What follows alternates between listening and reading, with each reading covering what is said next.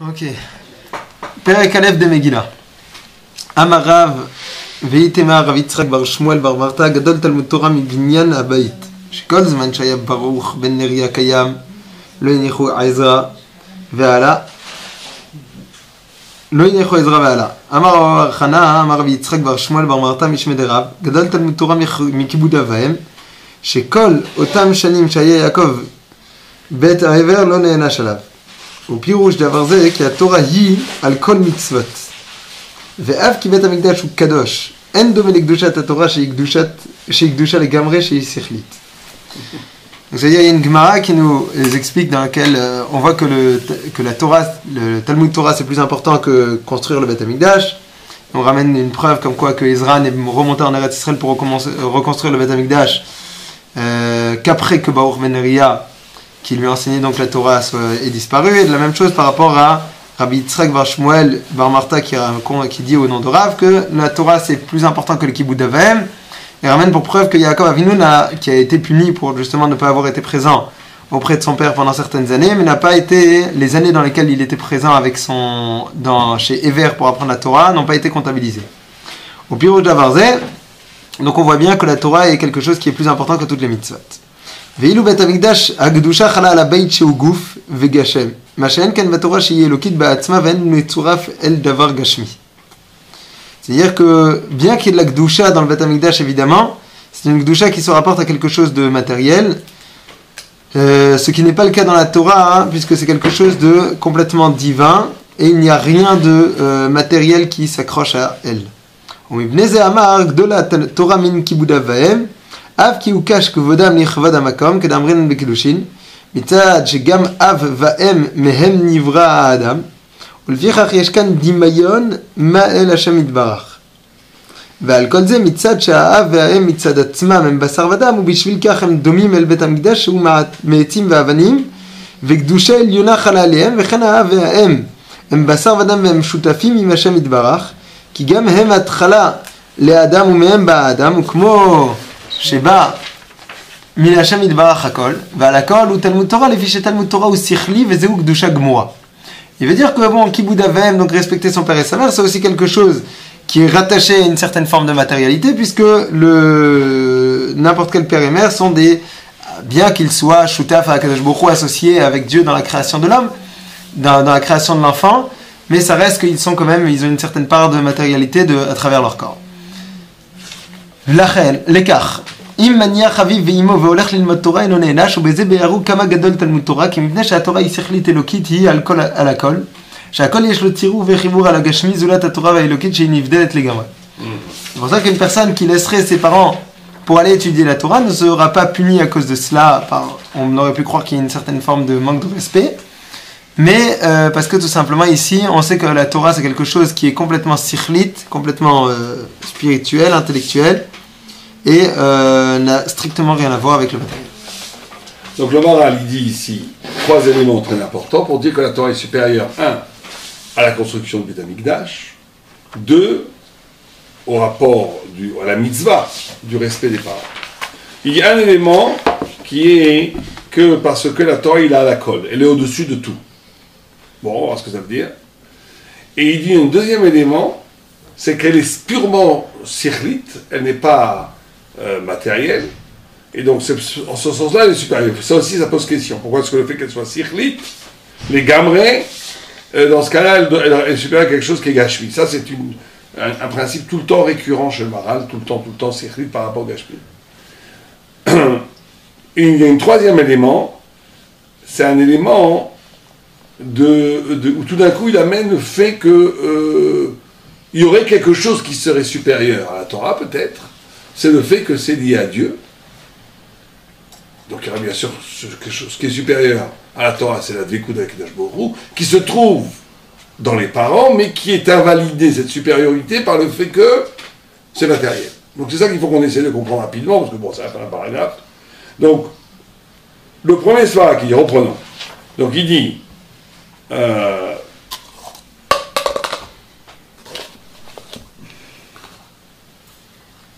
bon, c'est ça la phrase importante. Il dit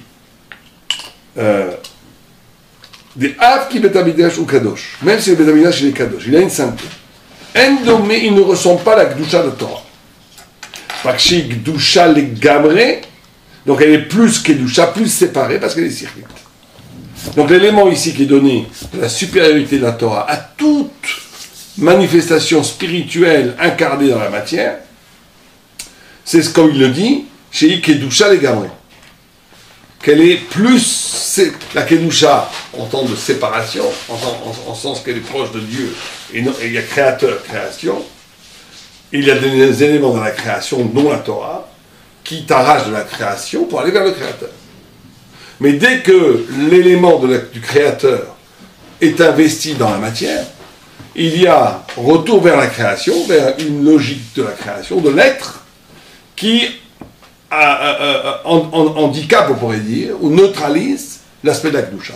La seule chose qui relève purement et simplement de l'Egamre, qui est complètement séparée, c'est la Torah. Donc ici, on est déjà dans un premier élément très important. C'est qu'il n'y a Torah que s'il y a capacité de se lier à cette Torah dans un arrachement total au monde.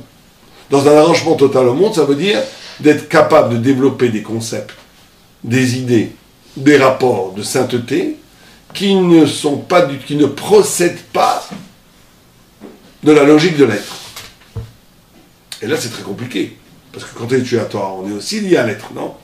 On donne aussi des références au monde, on utilise énormément, toute la Gemara est pleine de micrés du monde.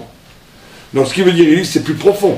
C'est qu'il y a dans l'exercice même de l'étude de la Torah, un événement spirituel plus décisif de l'arrachement du monde que toute pratique spirituelle. C'est ça le message essentiel de ce petit paragraphe. C'est qu'il y a dans l'étude de la Torah un événement d'arrachement au monde qui n'est pas comparable, qui est supérieur et incomparable avec toute autre pratique spirituelle. Alors, on pourrait se poser la question, en quoi d'étudier la Torah donnerait à l'homme l'accès à une Kedusha legamre, ça veut dire quelque chose de radicalement séparé par rapport à toute autre pratique spirituelle.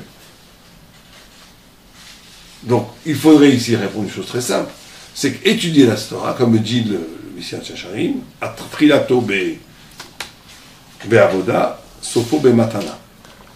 C'est-à-dire qu'ici, il parle d'un des niveaux le plus haut de la Torah. C'est qu'un niveau des plus hauts de la Torah, je pense, enfin, je sais, il ne le dit pas, mais je pense que la partie technique de l'étude de la Torah, la partie constructive du concept, il est encore lié à la Kedusha du temple, puisqu'il est lié à il est encore lié à des références qui sont du monde. Mais il y a un moment donné dans l'étude de la Torah, et peut-être que dans l'étude de la Torah, où à un moment donné, là, tu reçois une dimension, je ne veux même pas dire une information, tu reçois une compréhension qui n'est plus du tout du fait de ce monde-là. Donc ça serait ça, étudier la Torah.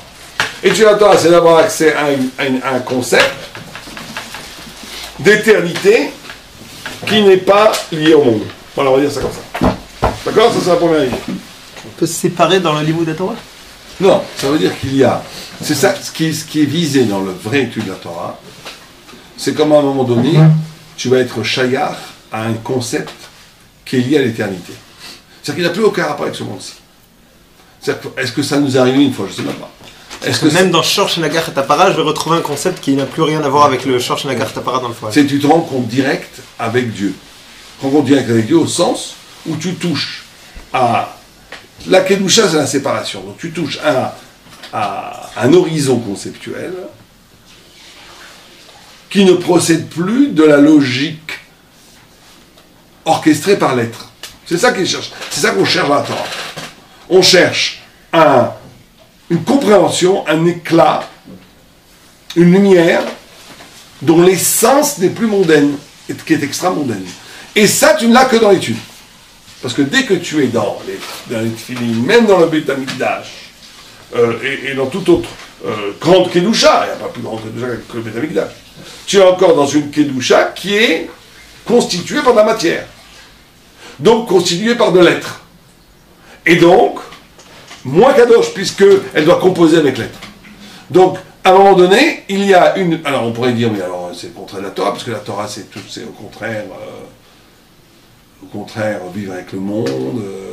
Vous savez que ce que dit, j'ai oublié qui dit ça, mais ce qu'on appelle le baiser, j'ai oublié qui c'est qui dit ça, les neshikotes, que tout le problème de l'homme, il y en a qui, sur la notion de kedusha, il y a énormément d'écriture, mais il y en a qui disent la kedusha la plus haute, c'est la séparation, d'être à un niveau presque tout près de Tratametim, t'es avec Dieu, mais la kedusha la plus simple, Tchukdoshim, ça va pas en plus, Tchukdoshim, c'est la plus simple, c'est simplement, est-ce que quand tu manges ou quand tu as n'importe quel exercice matériel, corporel, est-ce que tu es complètement... C'est sûr quand on a dit arrête mes coups d'échetli. C'est quoi arrête mes coups d'échetli? C'est que tu es pour moi et pas pour les autres. La kiddushim avant les nisouim, il n'y a rien d'autre. Il n'a pas le droit encore de toucher sa femme, il n'hérite pas de sa femme, il ne doit pas l'enterrer si elle meurt, il n'y a rien. Si ce n'est qu'elle est exclusivement réservée à lui. Donc la kedusha, c'est à un moment donné, la notion de neshika, c'est qu'à un moment donné, tu es dans le monde, mais est-ce que tu es absorbé par le monde, ou est-ce que tu fais les choses qu'il faut les faire parce que le monde est là, mais que quelque part tu n'es pas là. C'est ça l'élégance de l'être spirituel. Vous connaissez l'histoire il y a une histoire un peu rigolote, enfin une vraie histoire, on va dire que c'était une vraie histoire chassid, qui était très pauvre, qui n'avait pas d'argent pour Sukkot. Vous imaginez ça aujourd'hui, bon, j'espère que ça existe plus, je ne sais pas s'il faut espérer, enfin, c'est sûr qu'il faut espérer, mais en tout cas ça montrait la grandeur de certains hommes. Il n'avait même pas d'argent pour le Seuda Rishonah de Sukkot. Et il est parti étudier la Torah. Et sa femme, elle a cherché la maison, sous la maison, sous le lit, elle a trouvé un vieux bijou, enfin un petit truc qu'elle a pu vendre, et avec ça elle a pu faire un repas magnifique de Sukkot. Elle a envoyé, lui il ne savait pas, elle a envoyé son mari pour qu'il vienne manger, et lui il avait un grand repas magnifique, et il a commencé à manger, tout d'un coup il s'est arrêté au milieu. Il a dit, mais je ne suis pas dans la soukha là, je suis où? Dans la salachat, je suis dans l'assiette. C'est-à-dire qu'il était tellement étonné d'avoir autant à manger, et donc il s'est arrêté. C'est-à-dire qu'à un moment donné, c'est-à-dire que même une mitzvah, comme manger sur la soukha, c'est une mitzvah, le premier soir, c'est même une chova, le premier soir de manger un kazan de pain. À un moment donné, tu es dedans, c'est-à-dire que tu es capturé par la matière de la mitzvah. Et donc lui s'est arrêté en disant... Et donc la kedusha, c'est cette capacité d'être séparé de l'événement, séparé du plaisir, séparé de la matière, pour être dans une relation verticale avec Dieu, qui n'a aucun rapport avec la matière. Ce qui te donne ça de façon absolue, c'est que l'étude de la Torah. Parce que l'étude de la Torah, elle te donne, et c'est ça qu'on vise en vérité, elle te donne une dimension de rapport à la vie, parce que c'est pas simplement un rapport au concept, au profond, c'est ça qu'il faut bien comprendre. Elle te donne une façon d'être au monde. L'homme pourrait être défini en maximisant le concept, par être capable d'être, de ne pas être au monde. On va dire ça comme ça. D'être à Dieu. D'être autre part que dans l'être. C'est ça l'homme. D'être autre part que dans l'être. Donc d'être dans la pure révélation divine. Ça, c'est la Torah qui le donne. La Torah, elle a une capacité d'entrer dans le cerveau humain et de développer des concepts, des idées qui vont par répercussion avoir une existence qui te rend non seulement immortel, mais qui fait que tes paroles, tes actes, tes pensées n'ont plus rien à voir avec ce bas monde. Et ça, c'est que la Torah qui peut donner. En ce sens-là, elle est une kedusha legamre. Ce qu'on appelle kedusha legamre. Une séparation totale. Ouais. Et pour la kedusha de Purim, elle est plus grande, on dit que Yom Kippourim, que celui qui fait Avodat Hashem mitoch achira veshtia, qui arrive à des grandes asagot, il a une plus grande kedusha que celui qui ne mange pas toute la journée. Oui, parce que justement, mais c'est ça l'idée. L'idée, c'est qu'en mangeant, tu es séparé. Donc c'est plus grand. Parce que tu élèves la matière, toi, c'est pas se séparer complètement, justement. Non, c'est vrai que ça pose problème, cette métaphysique du maral total. Comme s'il mettait que la séparation de la matière, c'est ça le plus haut. Alors, c'est sûr que ça ne veut pas dire, comme on vient de le dire, que tu n'as pas rapport au monde. Ça veut dire que la Torah, elle te donne une possibilité que ton point d'existence, toi, j'ai parlé d'existence, que ton point de référence, que le point névralgique dans lequel tu vis est lui complètement séparé. À partir de ce point, tu peux transcender le monde, tu peux sanctifier le monde, et ça c'est plus haut même quand tu peux le faire que si tu restes dans ce recul. Mais le point de conscience et le point d'expérience spirituelle Et la relation à la Kedusha, dans l'étude de la Torah, est un point d'origine qui te situe dans un sommet sur la place métaphysique qu'aucun autre aspect de la Torah peut t'amener. C'est pour ça que je dis l'être. Elle te met dans une posture existentielle qui n'existe nulle part ailleurs. C'est ça que fait l'étude de la Torah. La vraie étude de la Torah, c'est ça que ça fait. La vraie étude de la Torah te situe dans une énergie existentielle dont l'origine n'est plus du tout le monde, mais un pur horizon transcendant. C'est ça que l'étude de la Torah fait, alors que les autres formes de pratiques spirituelles qui sont aussi nécessaires, leur point de départ, où tu te situes, c'est encore dans le monde, un monde sanctifié, comme il le dit. La Beth Amikdash est très, très kadosh, un monde sanctifié, mais un monde. Donc il y aurait deux rapports spirituels à exercer. Il y aurait un premier rapport spirituel, où tu es dans le monde, mais simplement tu es dans un monde qui s'organise autour de la Torah, donc qui est sanctifié, très bien. Il y aura une deuxième posture spirituelle, où tu n'existes pas dans le monde et en dehors du monde. Et il faut les deux. Mais là où tu es en dehors du monde est supérieur. Au point qu'il annule la punition de ne pas avoir fait le boulot dans le monde. On ne pourra pas dire pourquoi tu n'as pas fait. Tu as un rapport avec ton père qu'il fallait assurer que tu l'as pas fait. Oui, mais j'étais autre part. J'étais pas là pour qu'on puisse m'accuser de ne pas avoir fait. Donc tu peux tuer la Torah même si ça va négliger le rapport au père. Ou le rapport au Beth Amikdash. Ça c'est très clair. C'est qu'il faut bien avoir conscience de ça. Que dans la vie, il y a une sorte de deux façons d'être spirituel. Spirituel où je suis dans une solitude en vérité totale de mon rapport à la vérité, à l'absolu, à l'éternité, en vérité où il n'y a plus de monde, il n'y a plus de relation avec l'autre, où il n'y a rien, il n'y a que la vérité.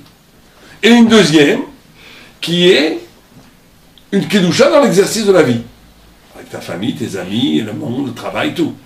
Mais que il ne faut jamais confondre les deux niveaux. Le niveau de la posture solitaire qui est même qu'elle est moins sympathique, c'est elle qui est supérieure à la deuxième posture. C'est clair? C'est clair. Continue. Ok, Perek Bet. Non, pas fini. Après, il fait Kibud Avaim. Alors là, il rentre dans un truc étrange. Regarde ce qu'il dit. Pourquoi il amène tout d'un coup cette idée? Les Af qui ou cache Kvodamakom. Il y a un ékesh, un lien thoraïque, hein, pas un lien, c'est un peu imagé. La Torah elle-même fait un lien entre les deux, c'est un ékesh. Entre le kavod amakom, l'honneur d'Hachem, et l'honneur des parents. Or, la Torah n'est là, le premier point qu'on a dit qui est purement transcendant, qui est hors du monde, tout le but c'est quoi? C'est Kvod Hachem. C'est Dvekutim Hachem. Donc il y a dans l'honneur, le rapport aux parents, dans l'honneur que tu dois donner à tes parents, quelque chose qui touche fondamentalement le rapport à Dieu. Et donc dans ce cas-là, qui serait supérieur à la Torah elle-même. Donc c'était une kouchia pour le Baral. C'est une kouchia, puisqu'il y a dans le rapport aux parents quelque chose qui t'amène plus directement à Dieu que le rapport à la Torah. Parce que la Torah t'arrache au monde, te met dans la pensée divine, et donc te met dans la lumière face à Dieu. Très bien. Mais elle n'apporte pas encore un lien avec Dieu peut-être. Alors que leur lien aux parents est un lien qui est lié, un lien à Dieu. Donc il y aurait dans le lien aux parents quelque chose de supérieur à l'étude de la Torah. C'est ça, sa kouchia. C'est ça, sa kouchia. Vous comprenez la kouchia ou pas? Vous êtes avec moi? C'est une très grosse kouchia qu'il pose. L'écart que lui, il n'avait pas pensé que dans le lien que j'ai avec la Torah, ça aurait pas pu être un lien aussi. C'est un lien. Je vois pas le Taron Kolkar de Kibud Avaim par rapport à la Torah, quoi. Parce que la Torah... qui demande une question aussi, que bon, là-bas je vois qu'il y a la Torah est complètement cyclite, mais c'est pas un lien. C'est pas encore un lien avec Dieu. Ça peut le devenir. Je dis pas que ça va... Mais c'est quand on te dit que la Torah elle-même fait un ékesh entre le kavod Hachem et le kavod des parents, c'est comme non honorant tes parents, tu es dans le kavod Hachem. Donc tu es dans Hachem qui est au-dessus de la Torah, bien entendu. Donc tu devrais en vérité avoir le Kibud Avaim devrait être supérieur à l'étude de la Torah. C'est ça la kouchia. C'est une très forte kouchia. Bon alors pourquoi est-ce que Kvod Avaim, bon ça, tout le monde comprend que c'est lié à l'origine, lié au fait d'exister, d'être. C'est-à-dire que le rapport à Dieu, c'est pas juste de croire en Dieu, toi, tout le monde le sait ça. Le rapport à Dieu, c'est de traduire traduire son existence, le fait d'être constamment, continuellement, comme un cadeau, comme d'être un être créé. Ça aussi, c'est un truc qu'on oublie. C'est-à-dire que le grand Yatzara, le Yatzara nous présente à nous-mêmes toujours comme une évidence d'être, et un Dieu qui est au-dessus, un Dieu Père Noël qui est au-dessus. C'est pas du tout la Torah. Croire en Dieu, c'est croire en Dieu, entre guillemets, avec tes tripes. Ça veut dire croire en Dieu en t'émerveillant du fait que d'être plutôt que de ne pas être. Comment se fait-il que je suis? Que veut dire ce que je suis? Qu'est-ce que ma propre existence révèle à ma conscience? Qu'est-ce que Dieu, en me créant, me dit? Donc mon caractère, mes problèmes de midot, mes incapacités intellectuelles, tout ce qui nous caractérise, ne sont pas à moi en vérité. Elles sont le geste créateur de Dieu. Donc c'est ça le vrai rapport à Dieu. Le vrai rapport à Dieu, c'est le kavod. Le kavod, c'est aussi le rapport à soi, si vous préférez. C'est pour ça qu'il y a beaucoup de névrotiques, des névrosés, qui étudient beaucoup, qui ne pourront jamais arriver à grand chose dans la Torah, parce qu'ils sont dans le refus d'eux-mêmes. C'est les religieux. Les religieux, c'est quoi? C'est qu'ils ils croient que comment tu t'approches de Dieu en étant de plus en plus religieux. C'est faux. C'est faux, puisqu'ils sont en train de faire une shakshuka de spiritualité qui n'a aucun rapport avec le vrai rapport à la vérité.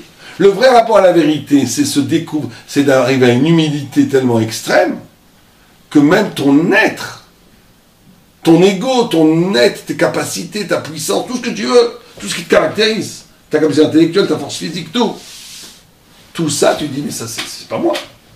C'est un acte créatif de Dieu. Donc, en te donnant toi-même comme une offrande à Dieu, tu deviens toi-même face à Dieu. Or, cette fait d'être, elle vient des parents. C'est tes parents qui l'ont créé. Donc, comme tes parents t'ont créé, il y a dans le rapport très profond des parents quelque chose qui te rapporte à Dieu. Et peut-être ça de façon plus fondamentale que l'étude, qui reste intellectuelle. D'accord? Que dit ici le Maharal pour répondre à cette question? Pourquoi pas? Mitzat shegam aha vahem. Non, ça on a vu, hein? L'efficace yeshkan dmut. Mais ça on a bien expliqué. Valken. Veim kolze. Mitzat shah. Alors, pourquoi pas alors? Pourquoi pas? En réponse. La réponse. Il te dit Oum kolze. Mitzat shah vahem. Mitzat atzmam em basavera. Pas de ton rapport à toi. De ton rapport à toi, dans ton rapport à tes parents, tu pourrais effectivement engager un rapport qui est supérieur à l'étude de la Torah, donc qui vous avait. Mais comme Mitzad Atzmam, ils sont Basavadam, et ils sont même créatures, ou Bijvilka Endomim, le Betamikdash, dans ce cas, ils sont comme le Betamikdash de la matière. Ou Ken, mais Etzim Ve'avanim, ou Gdusha Yona Halaleem, c'est Gdusha qui tombe sur les Etzim Ve'avanim. וכן אביהם הם בשר ודם. Ils sont שותפים להשם יתברך. Qu'est-ce le début, et comme Hachem le début aussi le début. Je dis à l'école. Oh, alors qu'est-ce qu'il dit ici? Comment il a répondu? Vous avez compris comment il a répondu ou pas? Je vais me dire.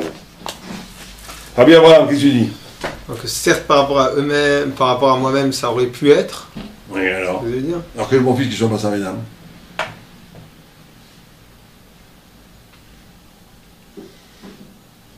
Qu'est-ce que on fait d'accord?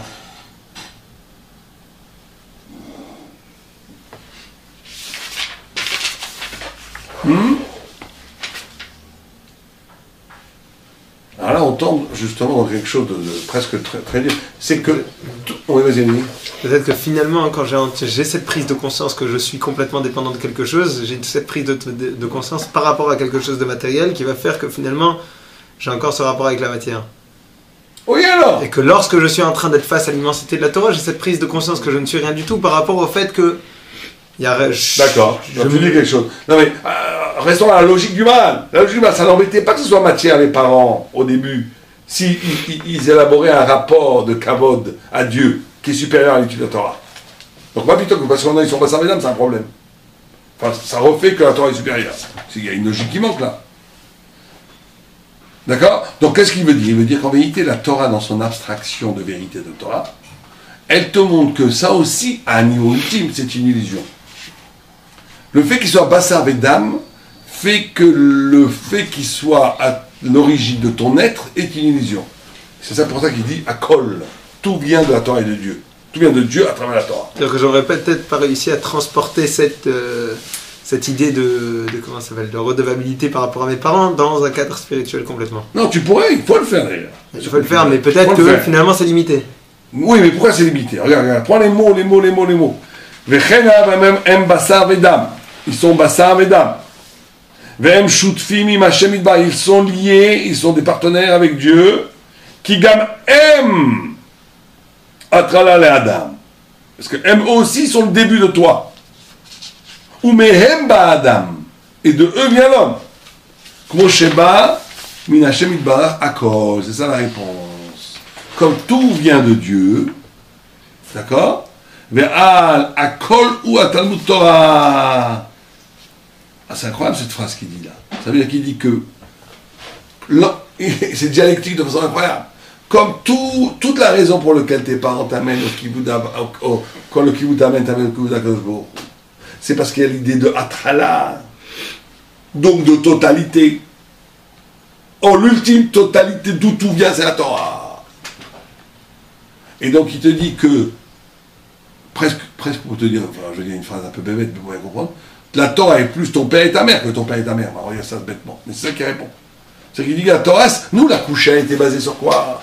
Que la Torah c'est circuit, c'est vrai, c'est complètement circuit, c'est complètement moufchat, complètement abstrait, complètement le monde en haut, complètement la vérité qui rend complètement caduque l'être.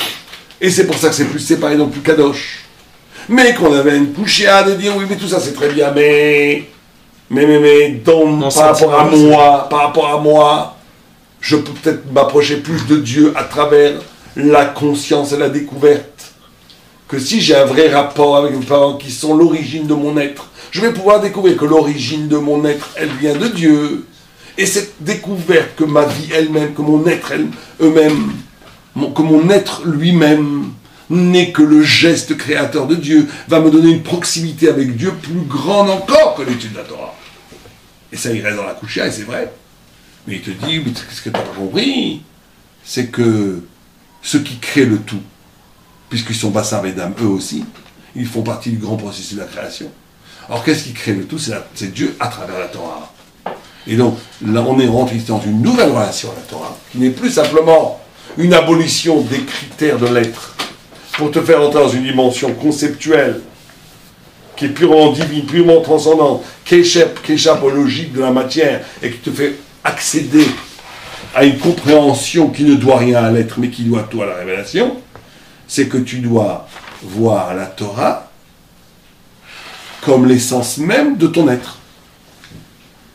C'est-à-dire qu'on n'accepte pas la Torah comme un plus par rapport à soi, on accepte la Torah comme une naissance, comme une renaissance.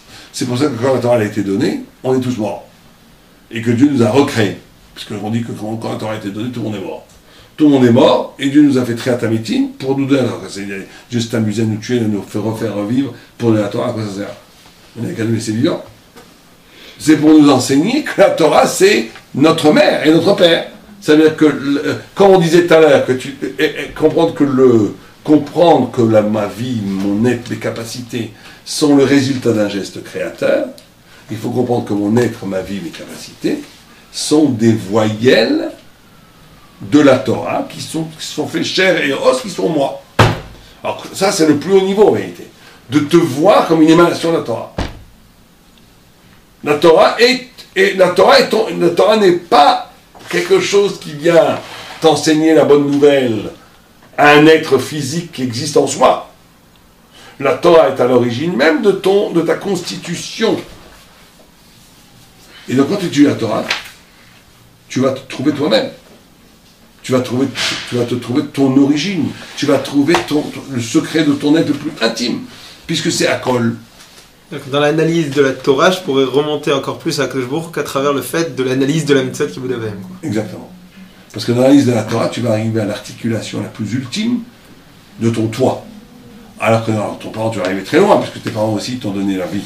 Mais tu vas arriver à une articulation moins forte, puisqu'ils sont comme ça. Mais là, tu as un degré, eux aussi font partie du grand mouvement. Mais tout ça vient de la Torah. Tout ça vient du kol, le fameux kol maralien. de la totalité spirituelle qui engendre le monde. Ça, c'est le grand phénomène très difficile pour nous, parce qu'on vit dans le monde de la répétition. Ça veut dire que on est tout le temps dans ce problème-là, que le monde, notre vie, le monde s'articule autour de la création, autour du monde. Et on comprend que le monde... Mais en réalité, quand on meurt, tout ça, c'est une immense illusion qui disparaît.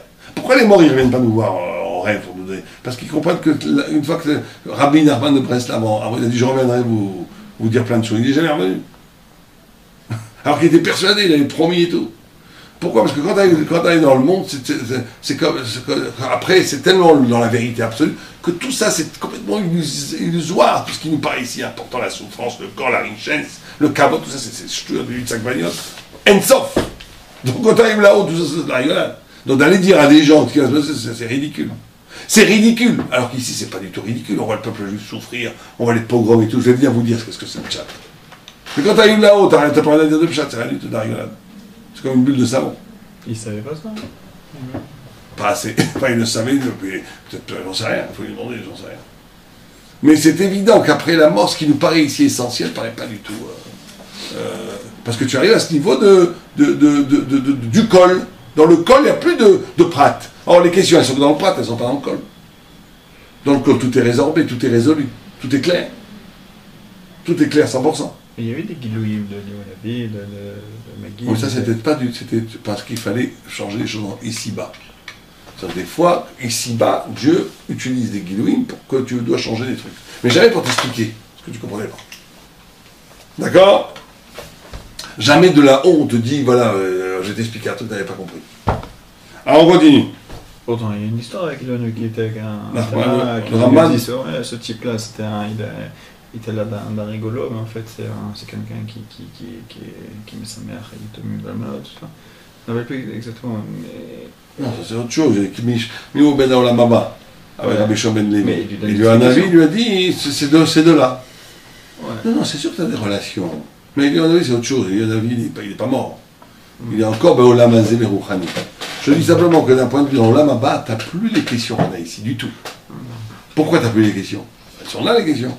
C'est parce que tu es dans une dimension de col qui rend complètement caduque toutes les plissures du questionnement qui sont dues au contact à la matière. Et c'est très compliqué d'échapper à ça. Le très très grand tzaddik ultime, il voit le monde comme Dieu voit. Donc il n'a pratiquement plus de problème. C'est ça quand on dit que Moshe Rabbeinu, sa dernière question, c'était tzaddik veralo et tout ça. C'est pas tzaddik veralo, tout le monde t'explique, même un bébé il t'explique. Il te dit, il y a un tzaddik qui fait un peu d'avérantes ici, et ben on lui donne les punitions ici, et un rachat, il fait des mitzvot ici, on lui donne des récompenses ici. Donc c'est Moshe Rabbeinu, le plus grand prophète de tous les temps, qui va se poser cette question. C'est pas ça la question. C'est qu'il était arrivé à un fil du Olam Haba. Il était arrivé à un fil de l'absolu. Donc il avait encore ce problème. Comment ça se fait qu'il n'arrivait pas encore à se détacher à 100% de la question, qui est due à la souffrance de la plissure de l'être. Et donc c'est ça, c'est l'ultime épreuve pour Moshe. Tout le reste était résolu. C'est ça le pshat que Moshe Rabbeinu, la seule chose qu'il n'a pas compris, c'est ça dit vers l'eau. C'est que même lui, il n'a pas arrivé à voir le monde comme après la mort. D'accord? Donc on dit Talmud Torah, les fiches à Talmud Torah, Isichli, Vezek, Dushak, Moura. Donc encore une fois, il te dit on est à la Torah, elle a cette dimension du col, elle a dans cette dimension d'après la mort. Il y a dans la Torah une dimension d'absolu, et c'est ça le miracle de la Torah, c'est qu'il y a de l'introduction dans le monde, dans l'être, d'une bulle conceptuelle qui échappe à toute conjoncture de la création, qui reste du côté du créateur et qui permet d'atteindre la totalité. C'est ça la grandeur, c'est ça la Kedusha de la Torah. Qu'aucune autre forme de réalité spirituelle ne peut approcher. D'accord? On y va. Allez, deuxième page. Il y a c'est clair ce premier chapitre? Si on va jusqu'au bout, pourquoi on a besoin de faire les mitzvot alors? Comment c'est que les mitzvahs se manient, elles me bloquent. C'est-à-dire qu'à un moment, si je suis parfait dans mon limud Torah, le premier jour de Sukkot, je ne prends pas de bloc. C'est juste pour te donner le mérite d'être un homme physique, qui a étudié quand même la Torah, c'est tout. Effectivement, on sait très bien que Rabbi Shimon Bar Yochai et Rabbi Elazar, Rabbi Shimon qui étaient les plus grands spirituels, ne faisaient pas les mitzvot. Ils étudiaient la Torah. C'était pas tour de toutes les mitzvot. Parce que c'était arrivé à un niveau où ils avaient plus, c'était même plus une épreuve. Ils n'avaient plus besoin de ça pour avoir du mérite d'étudier. Mais nous, on a besoin de faire pour que notre étude de la Torah ait un sens, que ce ne soit pas juste une spéculation intellectuelle. Pour que tu as besoin de l'épreuve, tu as besoin du désir, tu as besoin de l'interdit. Parce que sinon, tu n'as pas de mérite d'étudier. Tu n'es qu'un cerveau. Mais donc pour qu'on puisse pour ne pas être un ordinateur et un homme libre qui a le mérite d'avoir eu le mérite d'être dans la sainteté, pour comprendre, on te donne des mises des avéros. Mais en vérité, tout ça peut être aboli à un certain niveau, effectivement. Il faut faire attention à ce qu'on dit. Mais il faut faire attention parce que tous les hérésies, elles viennent de ça. Beaucoup d'hérésies franquistes et chaptaïsmes et tous ces gens-là avaient compris ça, qu'à un certain niveau de conscience, comme après la mort, les mitzvot, elles peuvent peut-être ne plus avoir d'importance, comme Rabbi Shimon Bar Yochai, qui n'était pas tous les mitzvot. Mais c'était un peu dangereux que ça, parce que c'est que pour des niveaux très très très hauts. Pour un niveau de quelqu'un qui est capable de voir le monde comme après la mort. Mais c'est ça la notion du kol. On a compris ça, on a compris quelque chose de très important. C'est ça la notion du kol. La notion. Les mitzvot, elles ne sont pas dans le kol, elles sont dans le partiel de l'existence. Elles sont dans l'être. Or, l'être, il est fragmentaire. Il n'est jamais total. Dès qu'on a matière, on est dans le particulier. Dès qu'on est dans le... C'est ça la notion de Kedusha les gamré, Sichli les gamré. Sichli les gamré, il n'est pas chelki, il est total. Or, l'homme a la capacité de toucher à cette totalité spirituelle par l'étude de la Torah. Donc, il n'y a rien de plus que l'étude de la Torah. Alors, c'est vrai qu'on peut se demander, dans l'étude pratique de l'étude de la Torah que l'on pratique aujourd'hui, où est cette totalité? C'est certain que c'est un des grands manques de notre génération, c'est que l'étude elle-même est complètement segmentisée. Il faut mériter ce grand éclat de la vérité absolue dans l'étude de la Torah. Si l'étude est tellement forte, alors pourquoi ça éclate pas, même si c'est segmentarisé ou ça éclate. Il suffit de vérité. Mais ça éclate complètement. Mais je suis d'accord. Mais c'est vrai qu'actuellement, on a depuis quelques... on voit très bien que les Tanaïm, les Amoraïm et les Rishonim, c'était des niveaux de compréhension qui leur donnaient à des consciences et à des niveaux de midot qui sont incomparables avec aujourd'hui. Ah, c'est évident. Pourquoi ça s'est passé? J'ai pas d'explication. On n'a pas d'explication vraiment très claire. Comment ça se fait qu'il y a une telle descente spirituelle, au point que les gens peuvent étudier 50 ans et être toujours à un niveau d'un plus un pour deux, et qu'ils n'ont rien compris de leur vie. Bon, pas tous, hein, mais ça peut arriver. On peut nous-mêmes, ça nous arrive à nous. On peut passer des journées sur des Tosfot et des Rachis en étant dans une gestuelle conceptuelle qui ne va pas très haut. D'où ça vient? Je pense que ça vient, moi, l'explication que je donnerais, mais je n'oserais pas trop le dire, donc en privé, on va gommer ça, je pense que ça vient d'un oubli du rapport au maître et à l'élève. C'est que tout est instrumentalisé aujourd'hui. Aujourd'hui, tu as Rosh Hashiva, Rosh Kolel, les institutions, il n'y a plus alors qu'avant, il y avait la vraie initiation. Tu avais un maître qui te regardait, qui attendait 1 an, 2 ans, 3 ans, 10 ans, qui te disait une phrase au bon moment pour développer la fleur en toi. Il y a toute une initiation de l'enseigne, de l'élève qui a disparu, ça. Aujourd'hui, les maîtres en Yeshiva, c'est presque des fonctionnaires de l'enseignement. C'est le modèle calqué de l'université, presque. C'est une catastrophe pour moi. C'est-à-dire que le vrai rapport au maître, le vrai rapport à quelqu'un qui a un savoir et qui a les clés d'ouvrir justement à cette totalité, ça ne se pratique pas tellement dans mon yeshiva. C'est dans mon yeshiva, c'est technique, on t'apprend à l'orner, et encore le bail. On t'apprend à l'orner. Mais où est-ce qu'on t'apprend à devenir un niche Eloki? Alors, il y a eu des rabbinim comme Rav Loupian ou Rav Lochovetz Haïm, que tous les élèves ont été marqués à vie. Tu vois, Rav Haikin, quand il parlait du... On l'avait vu une fois, j'en avais entendu une fois qu'il parlait de Lochovetz Haïm, son visage s'illuminait, il avait vraiment reçu de Lochovetz Haïm cet enseignement initiatique. Mais c'est de plus en plus rare, moi je le vois de moins en moins ça. Maintenant, il s'est l'orné, il avait fait un beau chiot, il a fait un beau pile-poule pour le... Bon, alors continuons. Alors maintenant, bête. C'est-à-dire que quand même, avec tout ça, la Torah, elle doit avoir une application dans les midot. Mais les midotes, c'est la base de tout. Parce que les midotes, c'est pas comme un rapport avec la matérialité. Mais les mauvaises midotes, c'est le fait de se... C'est quoi les midotes? Jalousie, ta'avot, kavod. C'est quoi tout ça? C'est quoi? C'est s'affirmer que le centre de ton existence est le pour la maser, c'est tout. Il est évident que quelqu'un qui voit la mama, il faut être un idiot pour avoir de mauvaises midotes. Puisque tu investis dans des ch'touillottes. Les mauvaises midotes, c'est d'investir dans des ch'touillottes. Pas plus bête que ça. S'investir dans le kavod, qu'est-ce que c'est que les ch'touillottes? C'est maous le kavod pour un homme.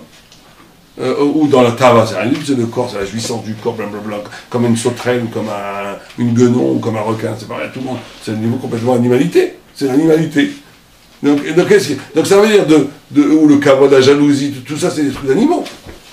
Donc, et alors, c'est facile à dire, mais dans la vie, c'est pourquoi tu investis là-dedans. Parce que tu choisis l'être, c'est tout.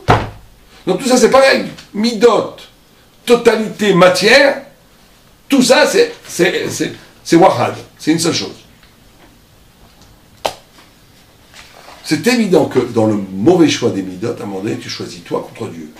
Toujours comme ça. Tu choisis toi contre Dieu. Il y a une fraction de seconde où tu fais le mauvais choix. Il y a une fraction de seconde où tu fais le mauvais choix. D'où vient ce mauvais choix? En te voyant la tête soi-disant, non, je suis un tzaddik, tu chasses Dieu pour toi. C'est tout, c'est ça les mauvaises midot, il n'y a rien d'autre. Les bonnes midot, c'est quand tu es capable de dire, oh, oublie-toi un petit peu, c'est pas toi qui est important, c'est Hachem. Dès que tu fais ça, dès que dans ce mouvement-là d'abandon, de dessaisissement d'intérêt personnel, c'est ça les bonnes midot. Parce que tu peux avoir aussi des bonnes midot qui sont en vérité de l'égoïsme. Bon, alors on ne rentre pas dans... Vous savez ce que disait Abraham Moshe Shabira. Il disait qu'il y a des gens qui aiment tellement faire la zdaka qu'ils meurent d'envie que tout le monde soit pauvre. C'est encore des mauvaises midot au nom de la Torah. Donc c'est pas juste pour la pratique des mitzvot. C'est simplement un dessaisissement de soi-même. C'est un changement. C'est plus toi, c'est Dieu, c'est tout. C'est ça les bonnes midot. Mauvaise midot, c'est moi contre Dieu. Pas besoin de chercher un midi à 14 heures. C'est ça, mauvaise midot, bonne midot. Donc c'est tout, c'est la base de tout. Si on est dans mauvaise midot, on ne peut même pas commencer à concevoir, ni à percevoir cette notion, cette dimension du col. Elle ne commence même pas. Mais si tout ça, ça vient de la Torah, pourquoi il y a eu besoin, par exemple, de mouvements de Moussa ou de... C'est ce que disait Abraham de Brisk. Abraham de Brisk disait, le Moussa, c'est une catastrophe. Tout est dans la Torah. Et Rav Israël Salanter lui répondait, c'est vrai, mais on n'est plus au niveau. Il faut des béquilles. Parce que Rav Israël était d'accord que le Moussa était une thérapie spirituelle pour un manque évident. Ce qu'il nous faut, nous, 30 ans de Moussa, de Messias et Charim et de trucs, les Amoraïm, les enfants de 10 ans, ils l'avaient naturellement. Ça veut dire que, encore une fois, c'est pour ça qu'il faudrait peut-être penser à... C'est ce qu'on avait dit, je ne sais pas si c'est ici on l'avait dit. Non, c'est pas ici. Moi, ça après, en fait ce que vous voulez, ça c'est pas le maral, c'est moi je pense. Je pense que le problème des midotes aujourd'hui, il vient d'un manque du maral. Que le monde un certain monde de la Torah, n'ayant plus les idées, et n'étant que dans la technique, ça les rend petits, mesquins, et donc ils sont dans le problème de midotes. C'est-à-dire que le manque de hashkafa qu'il y a dans le monde, dans un certain monde, est la raison même d'un manque d'un problème de midotes. Pour moi, ça va ensemble. Parce que c'est évident, quand tu arrives à une grandeur de vue, quand tu arrives à comprendre les choses, grâce au Maral, grâce au Paradisra, grâce au Gaot de Vilna, grâce aux grands textes de Moussa et de Midrashik, ça te donne une dimension, un souffle spirituel divin qui rend plus facile l'accès à la Kedusha et moins évident de tomber dans la mesquinerie des mauvaises midotes. Et je pense que c'est fondamental aujourd'hui alors c'est vrai que faut faire attention parce que la Hashkafa elle peut aussi te donner une mauvaise midote, tout peut donner une mauvaise midote. On est d'accord. Mais quand on disait tout à l'heure, la notion de Kedusha, c'est la notion de retrait. Quand sans rentrer dans les grandes Kedusha, dans les grandes idées, dans les grandes planantes, le fait d'être séparé, c'est-à-dire de ne pas être complètement dans la salachat, complètement dans l'assiette. Alors regarde, ça soit, t'as un technicien qui vient pour te réparer tes tuyaux, je sais pas quoi. Si t'es complètement dans cette histoire, et tu vas t'énerver avec des fait ça qui perd son temps, qui prend trop cher, et donc toutes les mauvaises midotes arrivent après. Si t'es un petit peu séparé, tu dis, Ce qui est important, t'es kadosh, t'es avec Hachem. Mais dans le monde, il faut réparer les tuyaux et tout ça, il y a toutes sortes de... Bon, d'accord, ouais. Tu n'es pas dedans. T'es pas dedans, t'es avec Hachem. Simplement, tu deals avec le monde, qu'il faut dealer. Tu peux jamais tomber dans des cris, dans des frustrations, dans des jalousies, dans des trucs, parce que tu es avec Hachem. C'est ça le secret de la Kedusha. Comme disait Rav Miller, je sais pas, il disait la même chose, que disait Rav Miller. Il disait, le secret des bonnes midot, c'est de ne pas être réactif. Il disait, le secret du moussard, c'est que ça. Ne pas être réactif. C'est que quand tu es réactif, ça veut dire que tu te donnes totalement au moment. Tu donnes totalement au monde. On te fait la tête, ça te gâche la vie, tu fais la tête. On te crie, tu cries. Tu es frustré, tu t'énerves. Donc tu es complètement dans la matière. Tu es réactif. Comment on peut ne pas être réactif? En relativisant l'être, la matière, les événements, et en vivant en harmonie à l'intérieur de soi, avec la dimension de vérité et d'éternité, qui rend tout à fait relatif et rigolo le monde qui est autour de toi. Tu comprends? Imagine que tu viens de rencontrer la femme de ta vie, pour te marier, si Dieu veut. Ou bien tu viens de gagner 10 milliards de dollars, tu vas pas t'énerver parce que le plombier il t'a pas fait le boulot, tu rigoles. Et bien celui qui est en conduit, il gagne 10 milliards de dollars toutes les secondes. Donc il ne peut jamais s'énerver. C'est ça le secret de la Gdusha, c'est aussi simple que ça. Ça, c'est pas besoin de grandes idées. C'est le Aleph Bet de la Gdusha. Après, tu montes.